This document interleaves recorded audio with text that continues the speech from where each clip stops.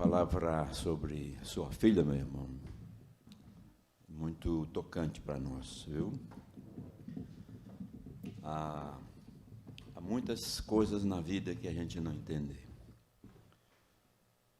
Muitas questões existenciais que a gente só precisa crer que Deus é o Senhor. Não só sua criança, mas Rebequinha e tantas outras jovens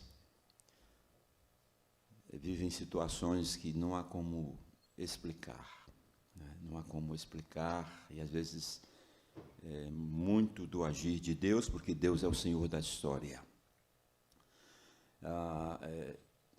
Quando a gente ouve uma notícia dessa, nós que já temos algum tempo de caminhada, é como se fosse filha, o neto.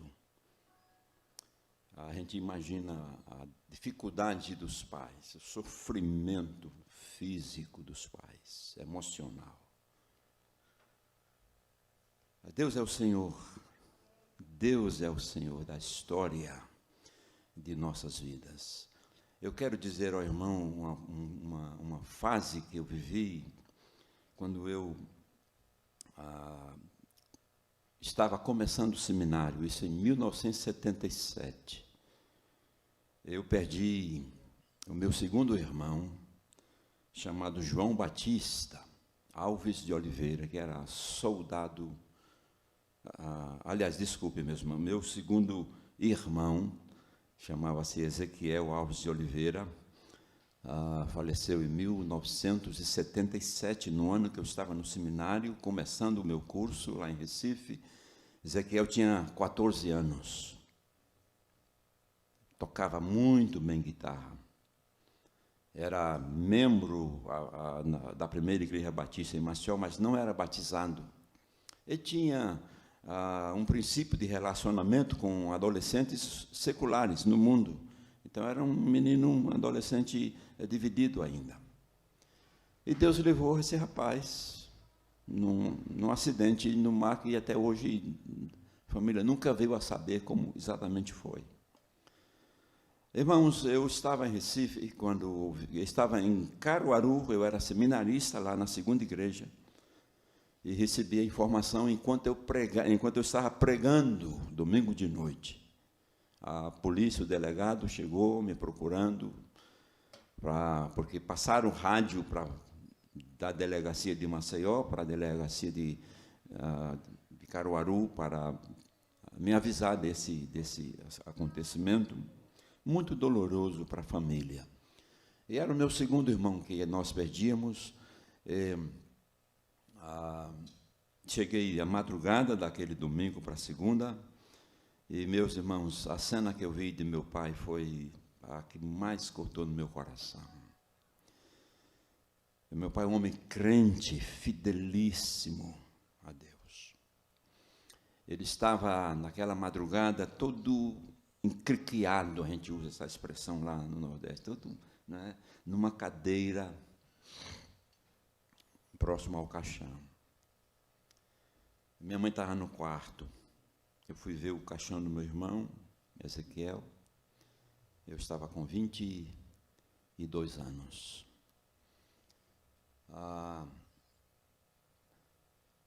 Vi meu pai daquele jeito, irmãos.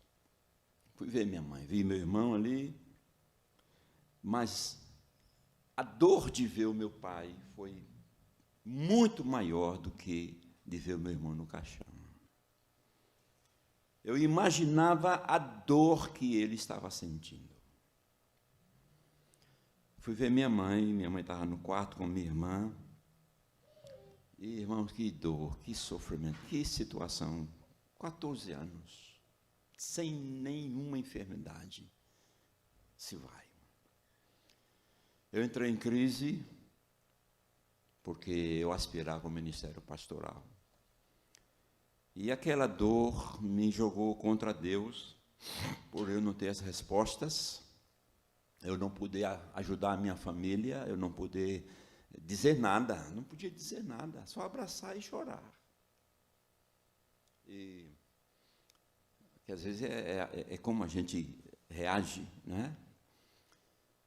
E eu fui incitado a conversar com a minha mãe, alguma coisa, porque eu rangia os dentes, irmãos, com as lágrimas nos olhos, com aquele momento de dor na família, a perda do meu irmão. Esse Deus que eu estava me preparando para servir como pastor, essa morte do nada.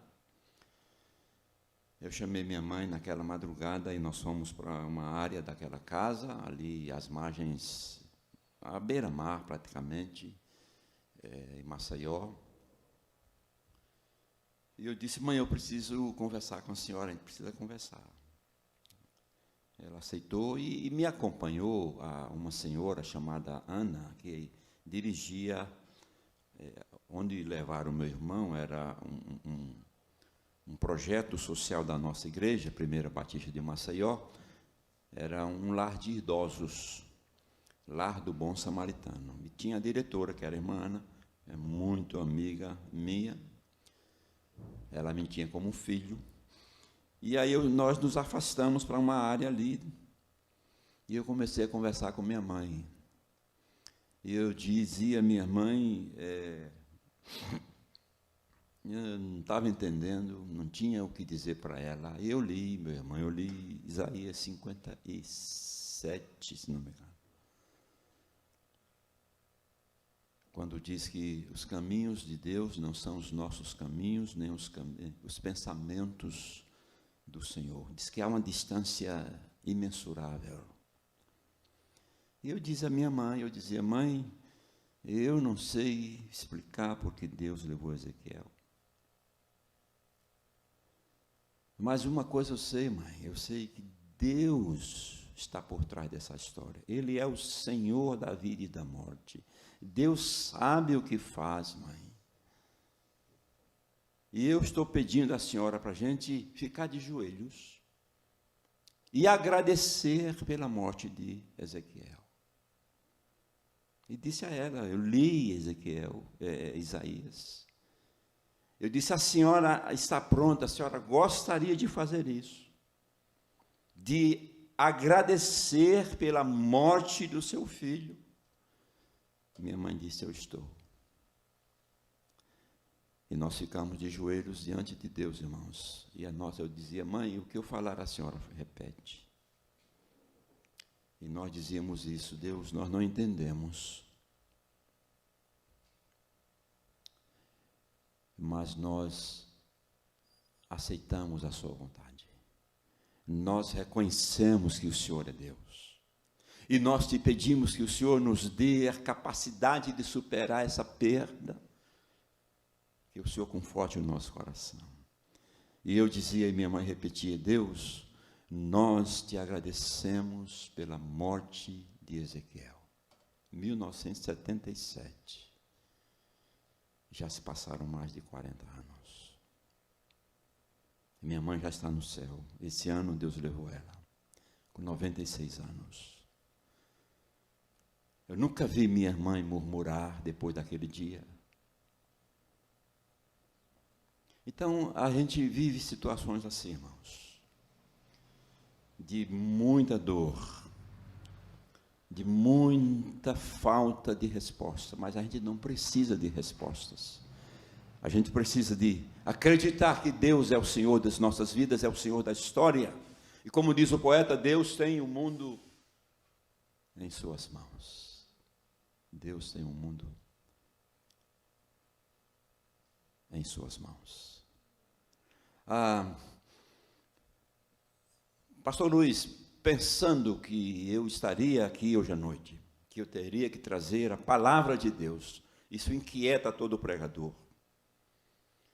Pensando no auditório, na qualidade de igreja que é a central e as pessoas que estão aí na mídia nos ouvindo no Brasil inteiro, você sabe que pesa sobre nós pregadores uma grande responsabilidade e a gente precisa entender de Deus o que a gente precisa trazer de Deus.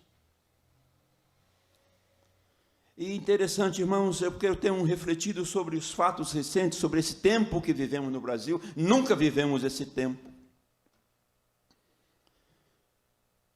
E Deus nos deu uma palavra muito especial. Deus me deu, pode ter certeza. Eu pesquisei, eu li, eu orei, eu fui atrás de material para trazer aos irmãos aquilo que eu entendo ser de Deus. E eu quero muito que você esteja atento, que você abra sua mente, seu coração, peça e entenda que o Espírito de Deus está aí, e Ele quer falar a você de uma forma muito especial. Você aí em casa está nos ouvindo. Deus tem algo a você, para falar para você. Eu só quero que você ore por mim, pelo pregador. Deus me dê as palavras certas, o equilíbrio, para como um profeta traduzir aquilo que Deus quer que seja dito de forma clara a você que está nos vendo e ouvindo, no nome de Jesus.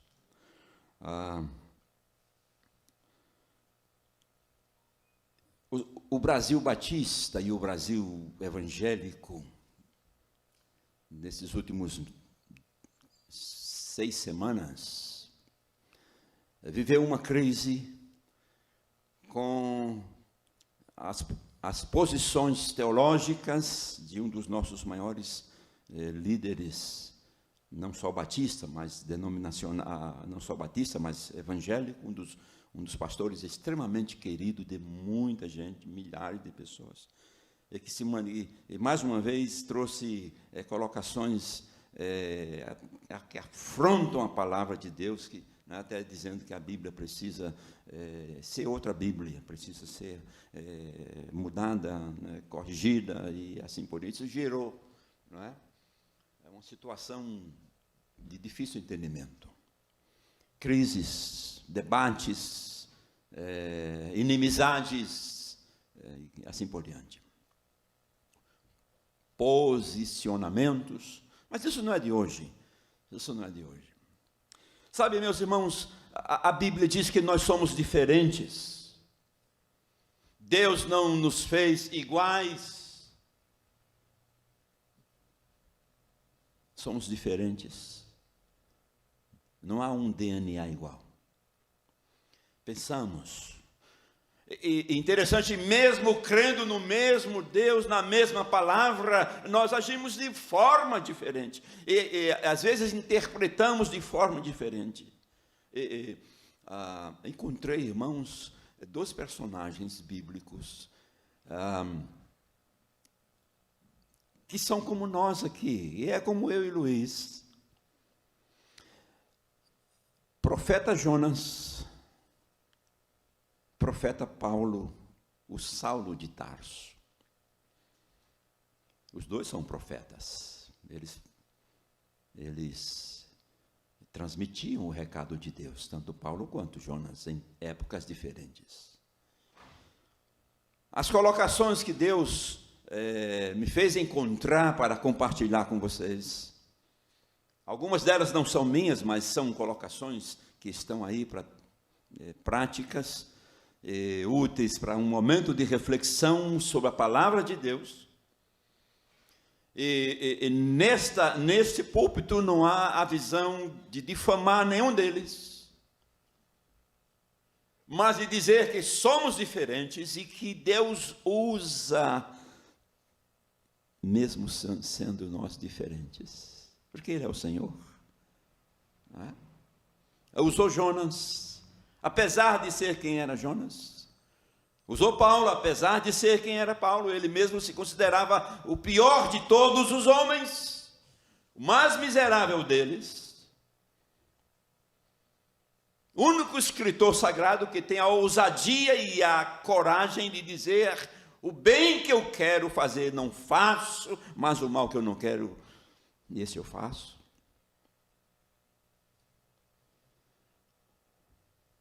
Deus nos usa, irmãos.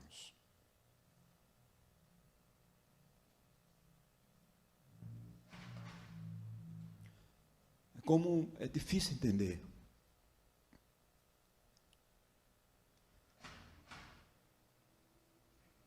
Mas Deus usa cada um de nós dentro dos seus propósitos. com todas as falhas que temos, somos os únicos instrumentos nas mãos de Deus, para a glória de Deus. Entenderam, os irmãos? Eu vou ler 2 passagens, apenas como introdução bíblica, porque a história a igreja conhece. E vou fazer algumas colocações para a gente tirar as conclusões que Deus tem para nós. Jonas, você quer abrir sua Bíblia? Profeta Jonas, logo no início, embora você já saiba, não há um crente sequer, um cristão sequer, que não saiba sobre Jonas. Nesse primeiro capítulo de Jonas, você encontra a sua vocação, o seu chamado, a sua fuga e o seu castigo. Jonas. E veio a palavra do Senhor a Jonas, filho de Amitai, dizendo: levanta-te, vai à grande cidade de Nínive e clama contra ela, porque a sua malícia subiu até mim. E Jonas se levantou para fugir de diante da face do Senhor para Tarsis. E descendo a Jope, achou um navio que ia para Tarsis, pagou, pois, a sua passagem e desceu para dentro daquele navio para ir com eles para Tarsis de diante da face do Senhor. Mas o Senhor mandou ao mar um grande vento e fez-se no mar uma grande tempestade, e o navio estava para quebrar-se. Então temeram os marinheiros e clamava cada um ao seu Deus, e lançavam no mar as fazendas que estavam no navio, para o aliviarem do seu peso.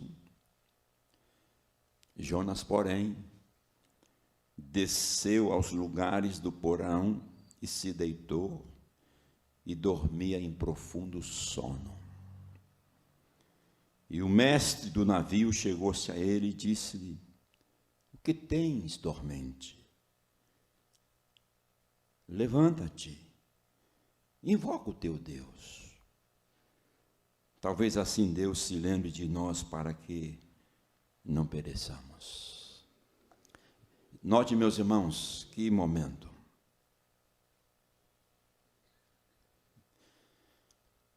Lá adiante, Paulo, numa viagem indo em direção a Roma, capítulo 27 de Atos, Paulo enfrenta, igual a Jonas, dentro do navio, uma tempestade. Vocês se lembram disso?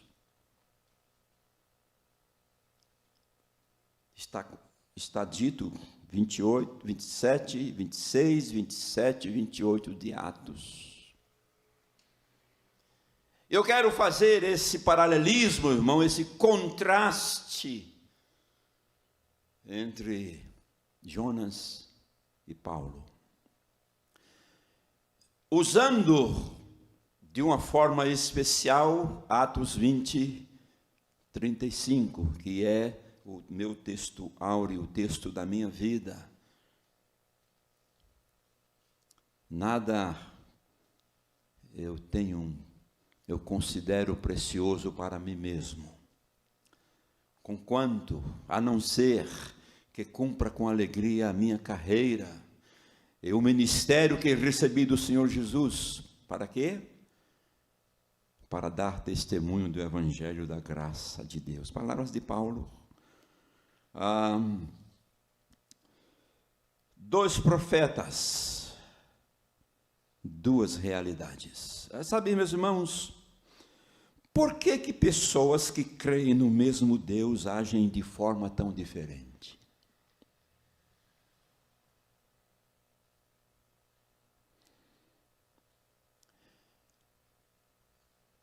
Jonas provoca a tempestade. Paulo acalma os outros na tempestade.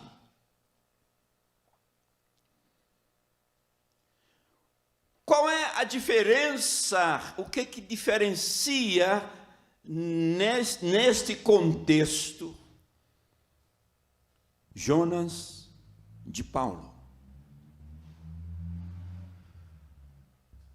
Buscando respostas, a gente vai entender que é a própria teologia, isso é, a própria maneira de interpretar Deus. É por isso que nós precisamos ter muito cuidado com a nossa teologia. Qual é a visão, qual é a crença que eu tenho sobre Deus?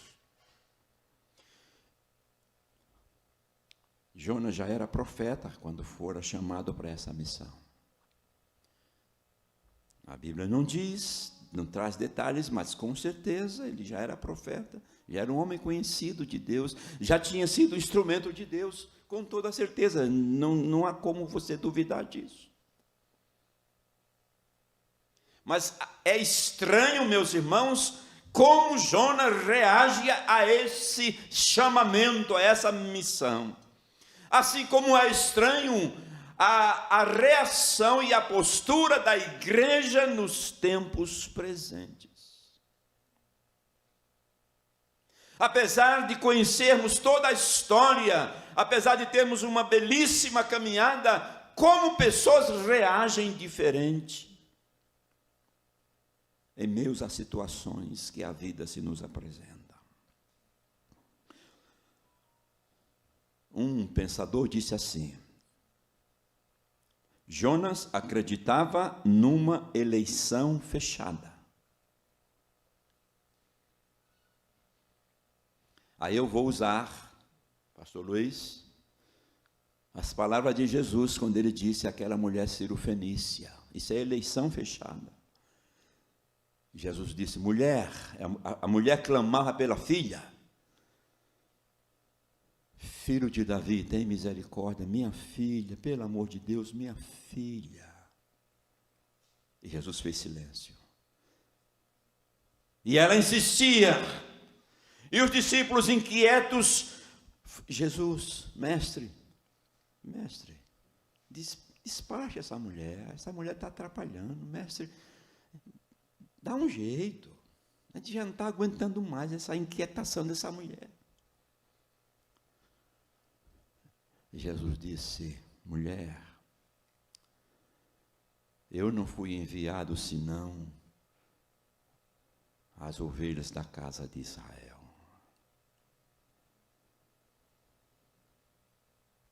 Pastor, Jesus disse: mulher, eu não tenho nada que possa dar a você.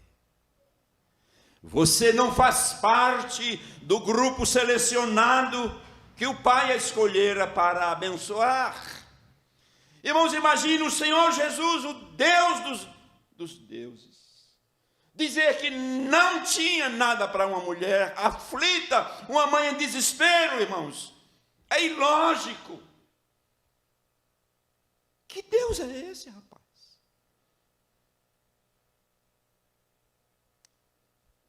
Eu não posso tirar o leite do meu filhinho e dar para os cachorrinhos. Eita, meus irmãos, que palavra. Que palavra. Isso é eleição fechada. Era a visão de Jonas.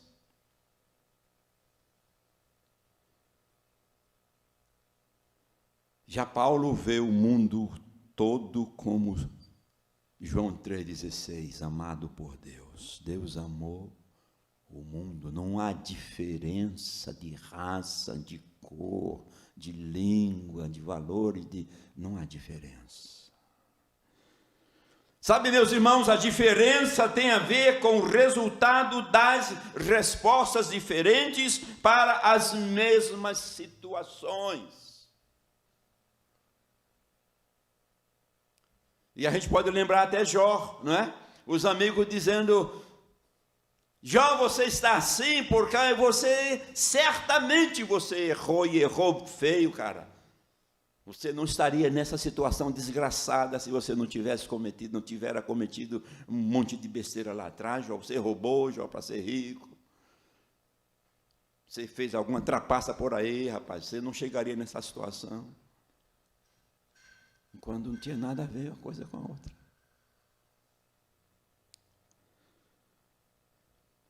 Pois bem, se eu pudesse, eu iria ficar com os irmãos aqui, até alguém na galeria cair de sono. Eu iria ficar aqui a noite inteira, como um profeta do Deus Altíssimo, trazendo a palavra dele para o seu coração. Lembra quando Paulo pregou? E depois que o menino caiu, que Paulo foi lá e trouxe ele de volta, disse que Paulo continuou a pregação, e foi uma pregação de mais de 10 horas. Mas nós não temos todo esse tempo. Então, apenas algumas citações para levar você a refletir sobre você, sobre sua história, sobre sua vida, sua família, sua empresa, seus sentimentos. Pensa comigo, caminha comigo, meus irmãos, minhas irmãs. Jonas não consegue amar os diferentes, só consegue amar os iguais. Essa é a interpretação dele. Jonas odiava aquela nação para a qual Deus o destina a levar a sua palavra. Jonas entendia que os ninivitas tinham era que morrer mesmo.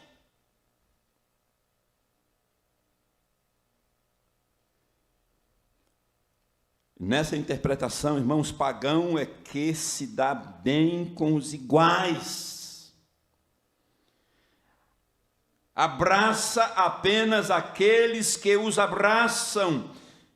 Já a ética cristã vai além, tem reação transcendental.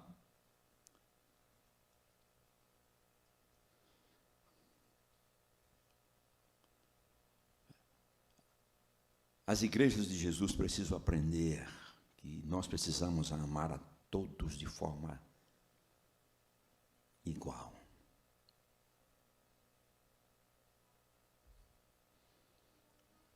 Se nesse momento de culto entrasse aqui duas mulheres ou um casal de transexuais, transvestidos,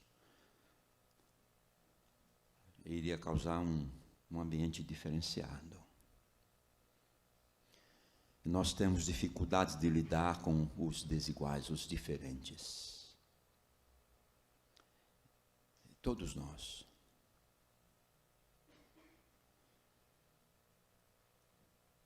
Jonas queria fazer missão só entre os que ele gostava.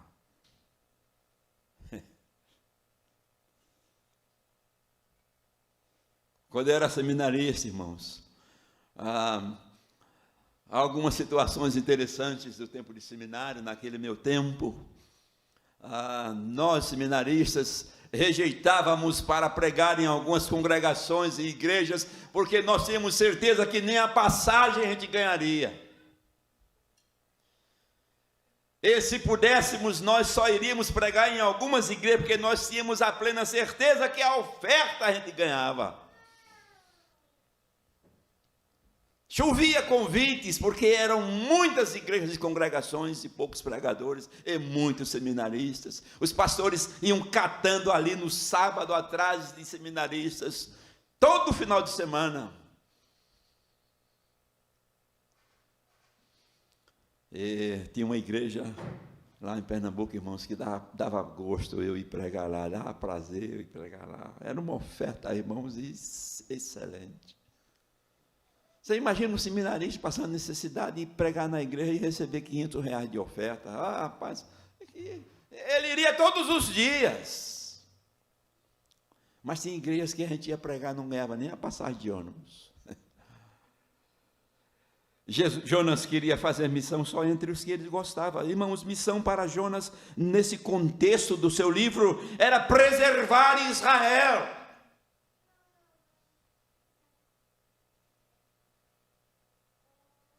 Só o meu grupo vai para o céu.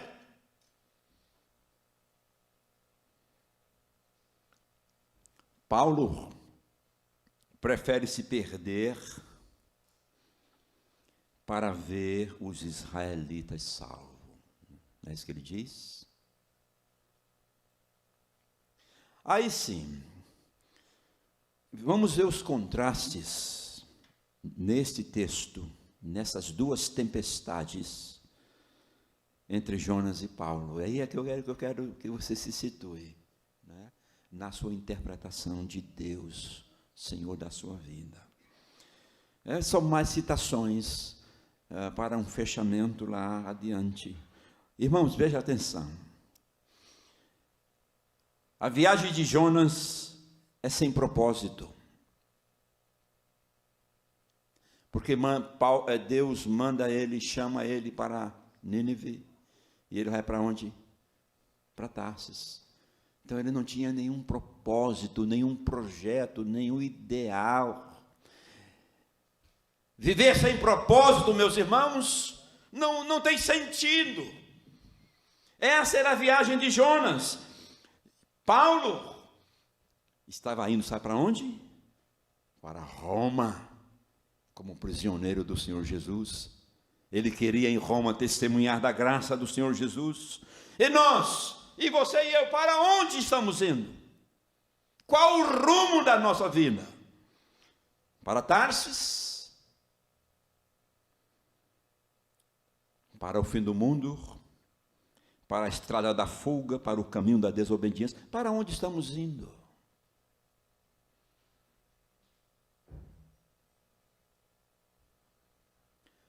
Eu e Nelma temos duas filhas, que essa pergunta calha muito bem para elas. Onde elas estão indo? Porque não estão indo para Nínive. Elas sabem que não estão indo para Nínive. Quantos filhos e filhas de pastores não estão indo para Nínive em obediência à soberania de Deus? Estão fugindo de Nínive, estão interpretando de forma errada a ação de Deus. Eu e Nelma temos orado muito por essas, não só por nossas filhas, mas por tantas pessoas que nós conhecemos. Tantas. Porque estão fazendo uma viagem sem propósito, sem objetivos claros.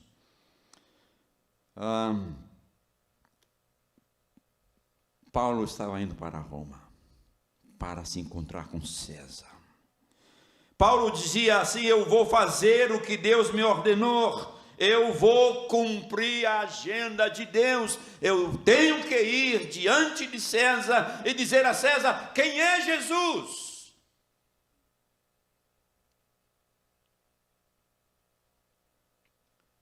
Segunda informação nesse contraste, Jonas usa a sua liberdade para fugir.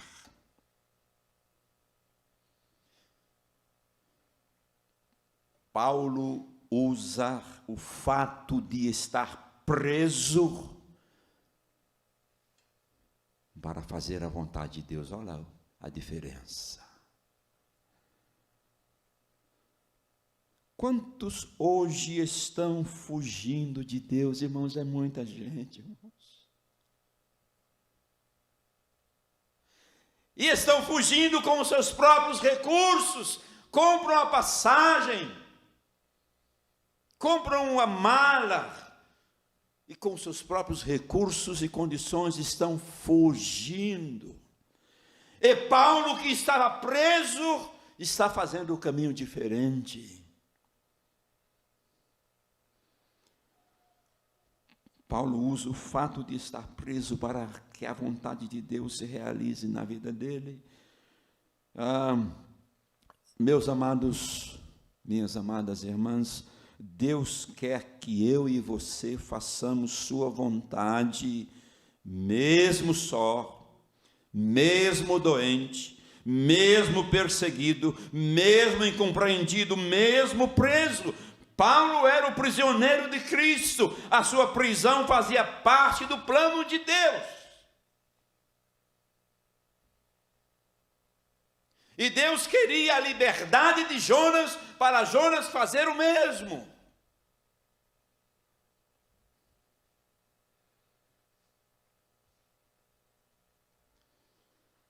Terceiro contraste. Jonas entra no barco para se alienar. E Paulo entra no navio para se integrar. Eu encontrei, irmãos,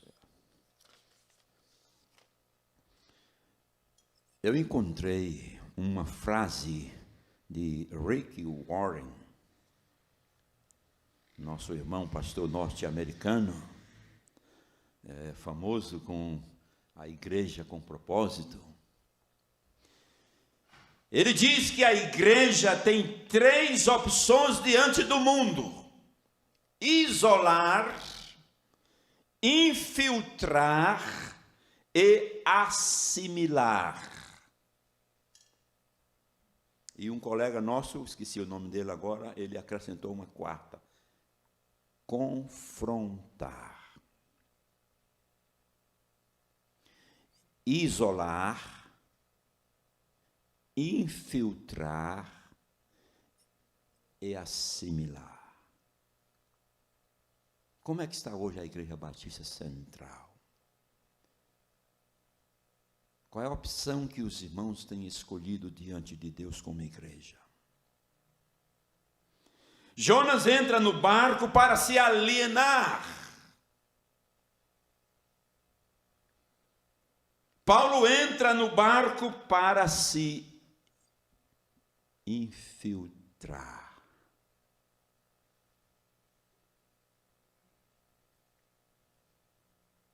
Jonas usa o mecanismo de fuga. Ele vai dormir. E até ronca, diz o texto. O Jonas não quer pensar, não quer refletir. No contexto de Paulo, Paulo se integra, conhece a todos, conversa, conquista, influencia e infiltra-se. Paulo ganha o direito de ser ouvido, faz amizade. Ele ora, ele aconselha, ele adverte, ele encoraja, ele parte o pão.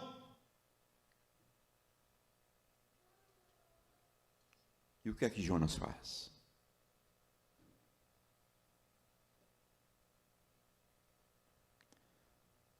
Os marinheiros disseram: rapaz, o que está acontecendo com você? Se levante, ora ao teu Deus, quem sabe teu Deus tenha misericórdia de nós. Ah, meus irmãos, minhas irmãs, o quanto é triste uma vida que está longe da vontade de Deus. Pessoas que dizem crer em Deus, mas suas vidas negam isso. E aconteceu esse fato. Não sei se alguém já ouviu essa história, mas é real no Brasil, numa fundição.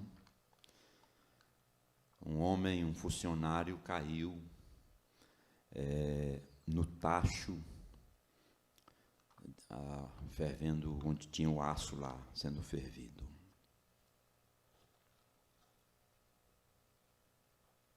Um acidente de trabalho. Ele cai, e automaticamente, ao cair, aquele ferro fundido derrete o seu corpo quase todo, as pernas, as mãos, tronco. E naquela gritaria as pessoas conseguem tirá-lo. Esse testemunho conta que havia mais de 400 homens naquele momento do acidente. E havia um clamor dos colegas, havia gritos dos colegas pedindo por médico, ambulância. E os colegas foram fechando o corpo dele ali no chão, derretido, em fase terminal. E enquanto eles gritavam, aí aquele moço disse assim: não é médico que eu quero. O médico não vai fazer mais nada. Ele tinha consciência. Aí ele fez a pergunta: eu preciso que alguém me fale sobre o céu. Eu estou morrendo.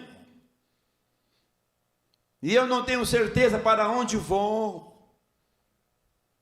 Eu preciso que alguém fale comigo sobre Deus. Isso não é invenção de pastor, não, mas é uma história que aconteceu literalmente.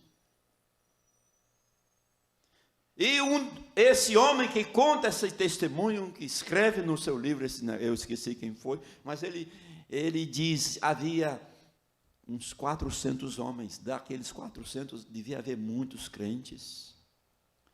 E ele disse: eu era crente, membro da igreja, mas a minha vida negava a minha crença, a minha fé. Eu não tive moral de me agachar e de falar de Jesus para ele. A minha vida negava. Quantos de nós, irmãos, com o nosso procedimento, negamos o nome do Senhor Jesus Cristo?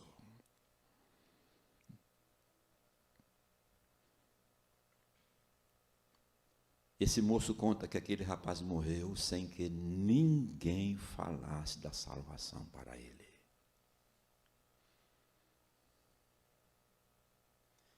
Esse rapaz que viveu essa história voltou para casa. Aquela experiência ficou na sua mente, o Espírito Santo começou a trabalhar e aquele homem entendeu o quão errado ele estava. E ele pediu perdão a Deus. E ele se arrependeu. E passou a ser um instrumento vivo nas mãos de Deus. Sabe, meus irmãos, sabe o que Paulo fez? Prisioneiro naquele navio, no meio da tempestade, Paulo conquista, conversa, aconselha, adverte, encoraja, parte o pão. Paulo ora. Irmãos, o nosso mundo está precisando de pessoas com essas qualidades. A Bíblia diz que você é a Bíblia de Deus, é o livro de Deus vivo. São seus atos, são o jeito de você ser que diz quem é Jesus para você. E interessante, irmãos, que um outro contraste vai dizer que Jonas não ora nunca. Você lê a sua história, Jonas vai clamar já dentro do ventre do peixe, mas na tempestade, no navio, você não vê Jonas em nenhum momento orando a Deus.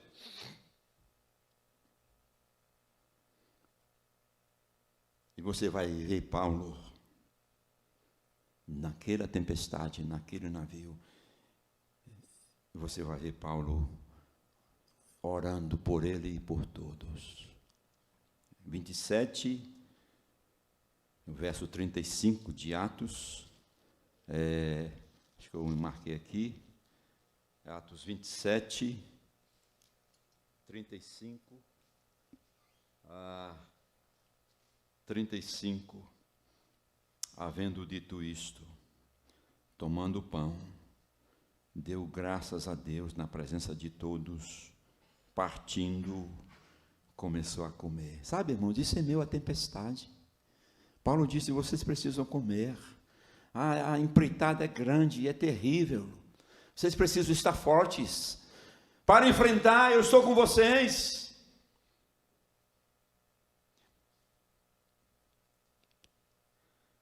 Jonas é um teólogo, mas não sabe o que é oração. Há muitos de nós que vivem essa vida. Quando assumi a Igreja Batista de Vila Galvão, a igreja tinha em torno, parece que 11 ou era 12 diáconos e diaconisas. E foram eles os responsáveis pela tirada do pastor a quem eu sucedi. E numa das primeiras reuniões com esses diáconos, eu queria conhecê-los e eu queria saber deles. E aí eu fiz a pergunta individualmente sobre oração. E nenhum deles afirmou que tinha vida de oração. Nenhum.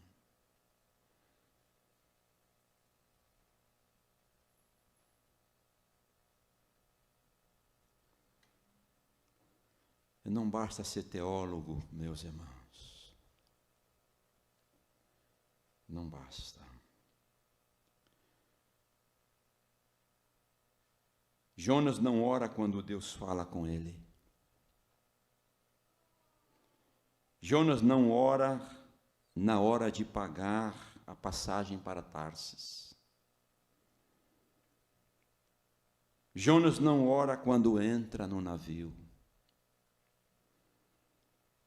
Jonas não ora em meio à tempestade.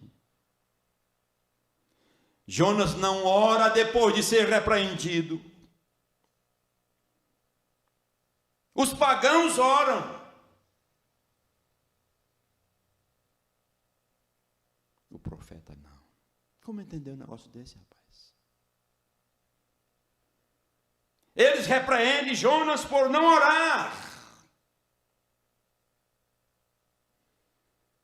Paulo entra no navio e se torna o intercessor naquele navio. Paulo encoraja a todos, ele fala do povo, ele fala de Deus para o povo, de Jesus.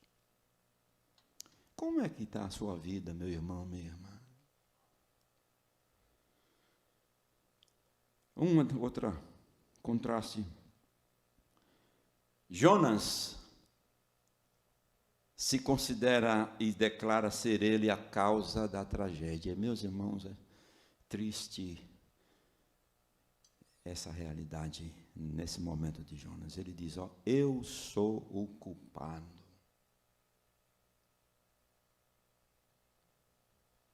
Vocês me peguem e me joguem no mar, que o mar vai se acalmar.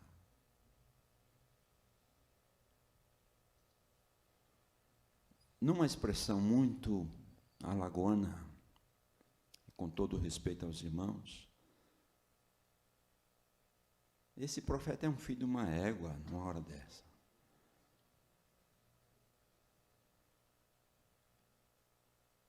Não é que o cara é profeta de Deus, irmãos.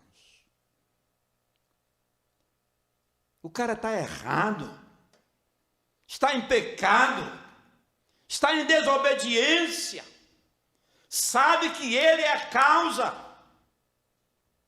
Por que não age como homem? Por que ele mesmo não subiu lá e se jogou ao mar? Covarde!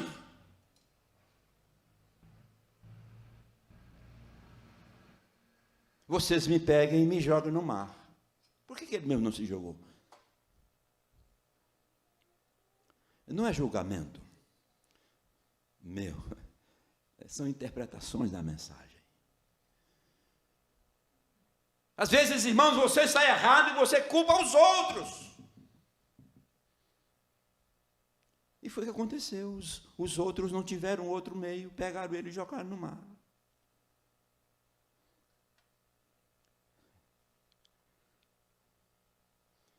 Jonas se considerava a causa da tragédia. Irmãos, não queiram ser essa causa, pelo amor de Deus. Não queiram ser escândalo para o Evangelho, irmãos, para seus filhos, sua esposa, seu esposo.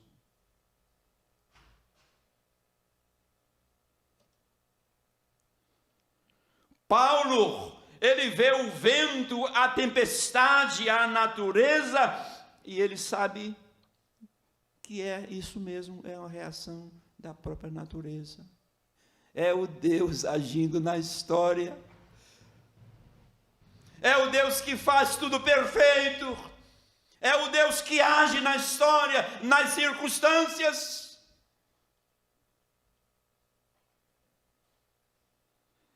E aí Jonas quer ser jogado no mar. Mas Paulo está apaixonado pela vida e Paulo quer viver.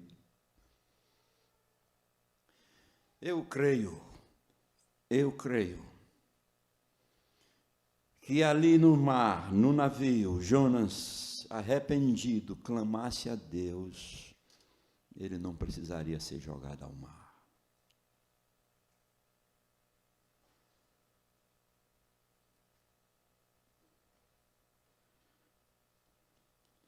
Você encontra Jonas querendo morrer sempre. Ele prefere morrer a obedecer. Vocês estão entendendo? Ele foge de Deus para os braços da morte, em vez de fugir da morte para os braços de Deus. Como entender, irmãos? Como entender? Paulo está disposto a morrer para cumprir cabalmente seu ministério. Só lembrando, enquanto Jonas desce, olha, ele desce até Jope, ele desce até o navio, ele desce até o porão, ele desce até o mar, ele desce até o ventre do grande peixe. Pelo outro lado, Paulo se levanta como consolador, como aquele que aponta soluções e que está pronto para que as soluções aconteçam. Paulo é aquele homem, aquele profeta que está agindo.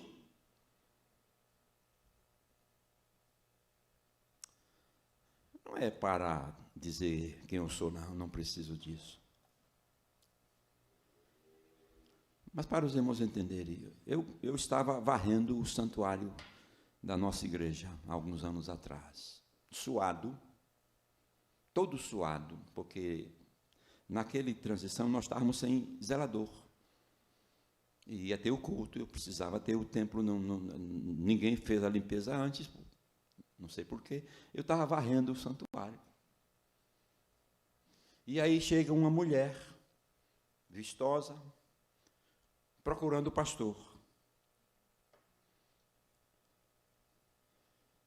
Aí, eu com a vassoura, varrendo, eu queria saber se o pastor está aí. Queria conversar com ele. Aí eu disse, eu sou o pastor. Ela me olhou assim, de cima a baixo, assim. Ah, meus irmãos, uma vassoura na mão de um homem de Deus faz muita coisa. Não é um diploma, um anel no dedo, não. É a capacidade e o desejo de ser bênção, de servir, de ser útil. Nós somos instrumentos. Jonas quer ser jogado ao mar, mas Paulo quer viver. Jonas perde o respeito de todos. Paulo conquista o respeito de todos. Jonas nega seu nome. Pomba tem um sentido de paz e está causando tormenta. Jonas nega a sua fé. Ele diz temer a Deus, mas não obedece. Ele diz, eu sou um profeta, eu sou um homem de Deus, mas eu sou fora, eu estou distante de sua vontade. Jonas nega a sua teologia, ele diz crer no Deus poderoso, mas o desafia na fuga. Paulo se torna o homem mais livre do navio, mesmo sendo ele o único prisioneiro. Irmãos, a sua vida faz diferença onde você está, irmãos. Jonas é vomitado no mar, mas vai para Nínive e, segundo a interpretação teológica, Jonas prega com raiva. Às vezes nós pastores temos essa tendência, né, de algumas pregações raivosas. Paulo chega em Malta, na ilha, e prega com amor e abençoa aquela ilha. Não havia amor no coração de Jonas na sua caminhada por Nínive. Jonas não amou aquela cidade nem aquelas pessoas.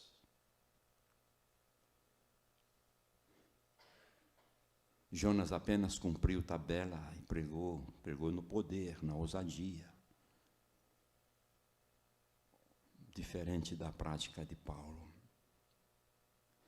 Jonas dá mais importância a uma árvore, aquela que fez sombra, do que a 120 mil pessoas que não sabiam discernir o que estavam fazendo. Paulo é picado por uma víbora. As pessoas o rotulam de assassino e de que de fato estava pagando pelo merecia, mas ele sacode a víbora no fogo e Paulo continua como se nada estivesse acontecido, continua exercendo o seu ministério. Irmãos, o homem de Deus, a mulher de Deus vai ser picado por víboras, mas vai continuar, porque a víbora não vai derrotá-lo, não vai envenená-lo, não vai destruí-lo, nem vai tirá-lo do ministério. Não há víboras capazes de destruir um profeta, uma profetisa do Deus Altíssimo. E olhe que nós estamos cercados de muitas víboras.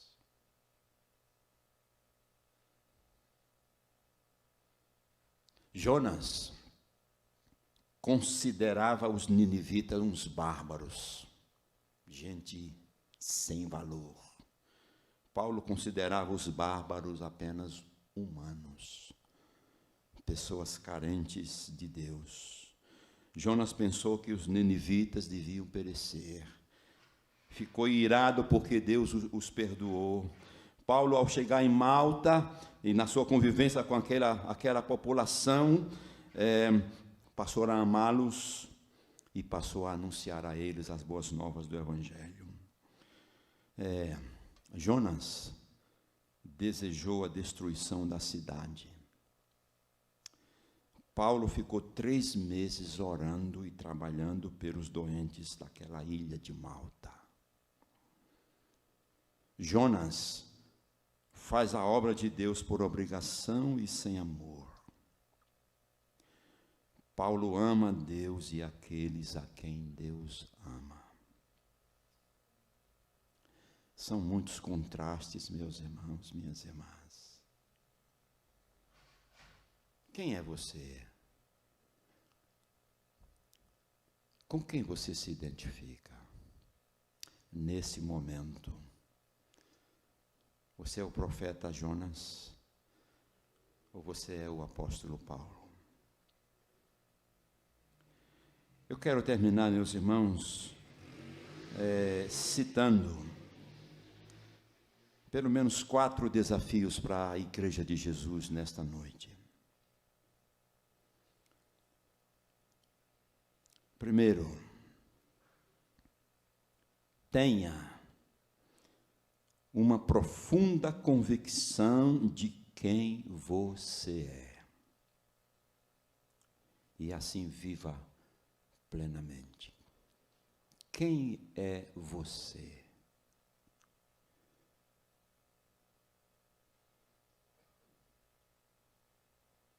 É Paulo quem vai dizer: eu sei em quem tenho crido. Paulo vai dizer: eu combati o bom combate, eu completei a minha carreira. Quem é você, meu irmão, minha irmã?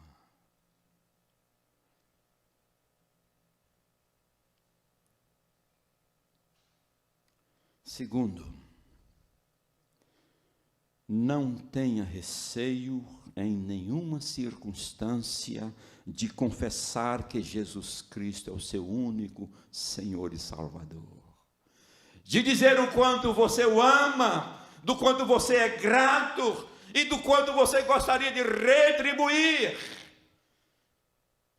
Proclame Jesus, transmita o Evangelho de Jesus, invista no plano de Deus em Jesus. Pregue o Evangelho a tempo, a fora de tempo. Terceiro conselho, desafio.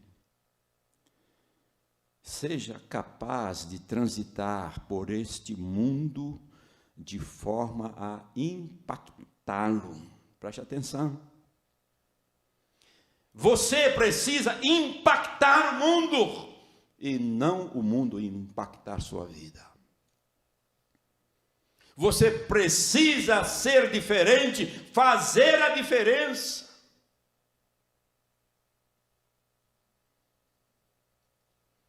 Vivemos o tempo em que o mundo é quem está impactando as igrejas, infelizmente.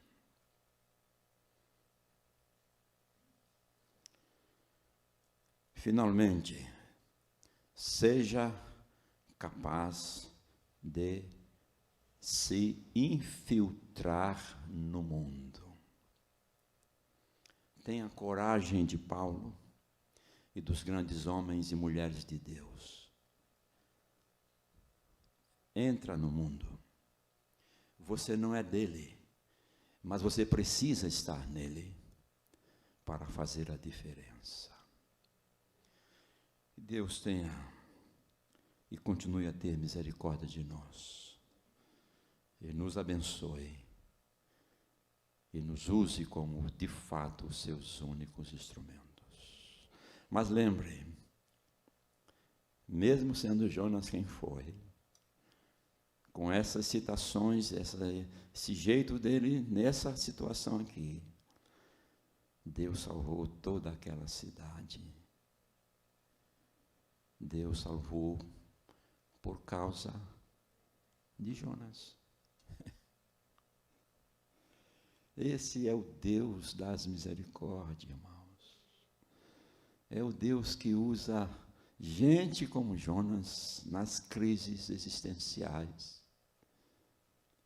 E gente como Paulo. Deus usa a mim e usa você do jeito que você é.